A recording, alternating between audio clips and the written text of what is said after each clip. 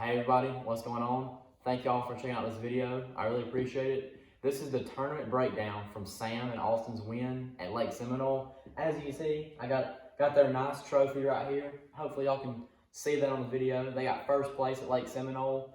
Austin and Sam caught right at 13 pounds. They had 12.94 and over a 4-pound big fish, and they come out on top, like I said, down there at Lake Seminole. So this video, we're just gonna be going over what we were doing, kind of go over our practice and our bait to the tournament. And obviously Sam's not with us right now, but he sent me his recap. So stay tuned for the whole video to get Sam's recap on what we were doing at Seminole. But to get into it, we went down there Friday morning to practice, got there about 9:30.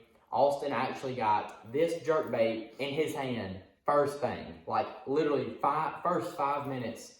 Sam called me and Austin had the Mega Bass jerkbait in his hand. And if you know anything about a Mega Bass jerkbait, the barb is backwards. So the barb on the hook is on the outside of the J, and it was in, what was it, your pinky? Yeah. In his pinky, the jerkbait. So long story short, did the braid trick, got that out, and we fished from about 9:45 in the morning to 4:45 in the afternoon Friday and got one bass bite. We caught some pickerel, but we got one bass bite, maybe another one, but we only got one bass in the boat. So we found an area that was just had a break in the grass, and it was like a little bowl, and there wasn't any grass growing to the top, but there was still some growing, 4 or 5 foot under the surface submerged. So we started there, right there, in Spring Creek, and we made the run, and our game plan was to throw, chatterbait, spinnerbait, topwater, stuff like that. They didn't have any hits first thing, and like I said, the wind was blowing a little bit. We had a west wind that day. It was pretty cold that morning. I mean, the water was crystal clear, so pretty tough conditions, especially when the fish are not wanting to bite. But I'll let Austin tell y'all about, he picked up a jerkbait, and that's kind of what started getting us wrong. So I'll let him tell y'all about throwing his jerkbait. All right, so I picked up the jerkbait because on practice day I was throwing a stealth blade chatterbait, and throwing it through that grass, it really wasn't doing too much. I was getting caught a lot. And then tournament day comes when we were throwing it, and it was just getting caught, and I could see my chatterbait like a foot under the water, so I didn't feel confident in throwing it. And I had this on the front deck, and we were going down this grass edge, and there was a stick up on the right side, and there was about a 10-foot gap between the grass and the stick up. So I just picked up my jerkbait and cast in between it. And like my 3rd or 4th cast in between it, I hooked up at the end of my cast, and it was a solid keeper, maybe close to 2 pounds or so. And that was a little bit deeper water. It was from 8 to 10 foot around that grass edge. And about 2 or 3 minutes later, or maybe 5 minutes later, I cast out, hooked up with another one, and we just kept running that grass bank pretty much the whole day. But like you said, once we got back in that little bowl, the water was a little bit shallower and the grass was growing a little bit higher. So this deep diving KVD jerkbait wasn't doing the deal back there. So I had, like you said, this jerkbait I got in my hand, it's a Mega Bass.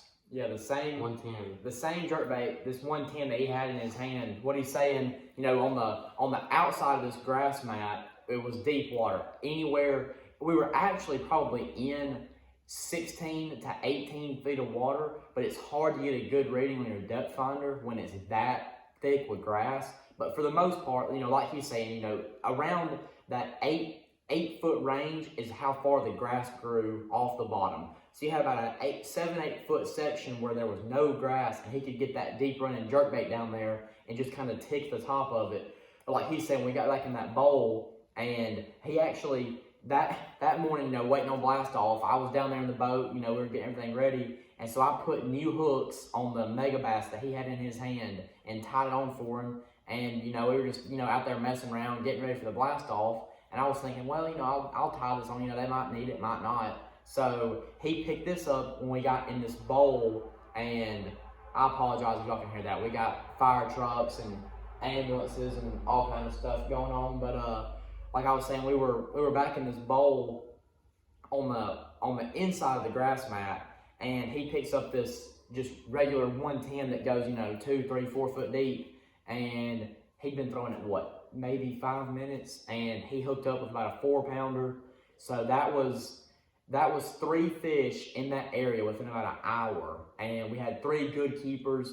So they stuck with it for probably another hour, hour and a half, and caught some pickerel. And he actually caught some. Shorts. He caught a couple short bass, 1 or 2 short bass, but he actually caught. Excuse me.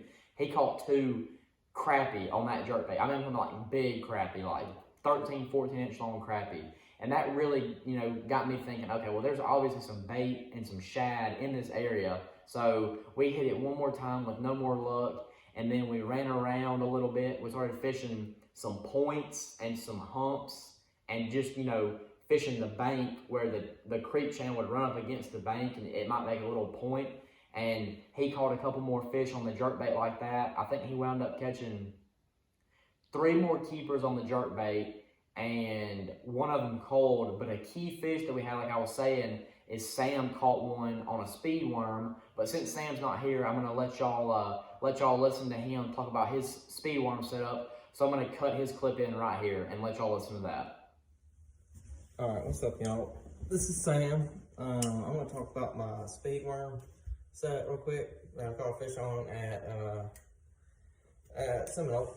So pretty much the deal is I was fishing this green pumpkin speed worm, and I got a small. This is a big. It's actually I think it's a 1/2 ounce tungsten weight. And at the end of the day, I was kind of punching a little bit with it and flipping around. But in the morning, I had a smaller weight tied on, and I was bouncing it on the top of the grass.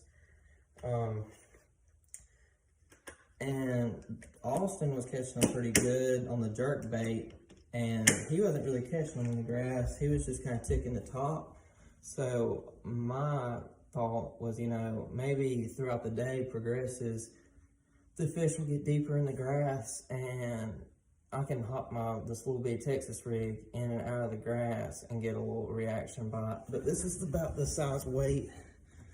It's just a little Woo Tungsten, never chip tungsten weight, a 1/4 ounce, and it's super light, so it don't really get hung up a lot, and it's easier to detect bites. And when I actually caught that fish, it was it wrapped me around the stump like 4 or 5 times, and the water's so clear we were fishing that I actually saw the fish wrap itself. So I thought in the video, I was like, it's a giant. But it actually just wrapped itself around a tree, and I didn't know it. But I was throwing it on a 7'1" medium heavy. It's just a G-Lemons jig and worm rod. Like I said, it was a Zoom, just regular size speed worm, green pumpkin. I dyed the tip a little chartreuse. Like a 5/0 Gamakatsu hook. Definitely got to keep that thing pegged so it's not just getting hung up and sliding around all day.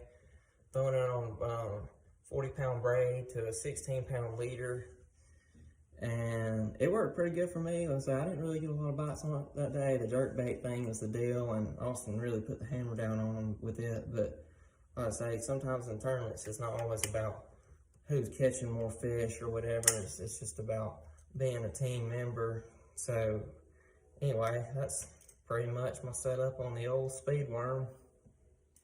All right, everybody, like y'all just saw, Sam broke down his speed worm setup. He caught a really clutch fish for us on that thing. It was over, I don't know the exact weight, but I would say, I think it was maybe our 3rd biggest fish of the day. It was a good fish, over a 2-pounder, 2.5, 2 1/4, somewhere around in there. It's so hard to tell because those Seminole fish we were catching, they were just so fat. They were eating shad, they were really healthy, so definitely over a 2-pounder, a really clutch fish that pretty much sealed the deal for us.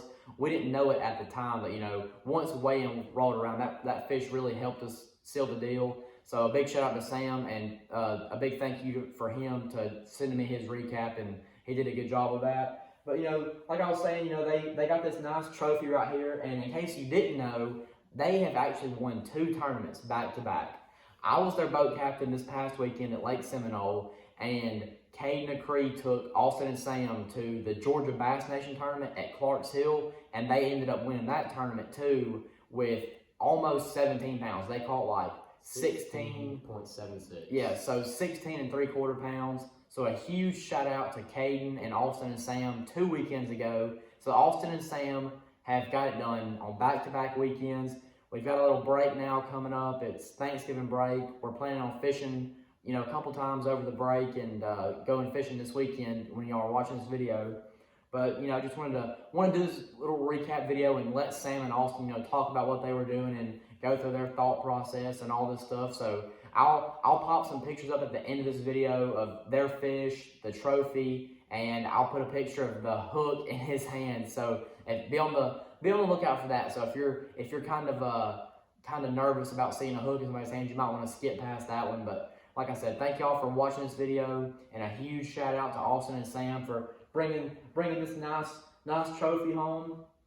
And if y'all haven't already, make sure you leave a like and subscribe, and look them up on Instagram. You can just look up Austin Robinson, Sam Lover, and you'll find them on there. Give them a follow. They're on fire right now. We got a couple months off, and then we're gonna get back in the tournament season in January. Hopefully they can keep rolling and keep doing good and hold their Angler of the Year spots. And if y'all haven't already, make sure you leave a like and subscribe, and be on the lookout for my next video. Thanks.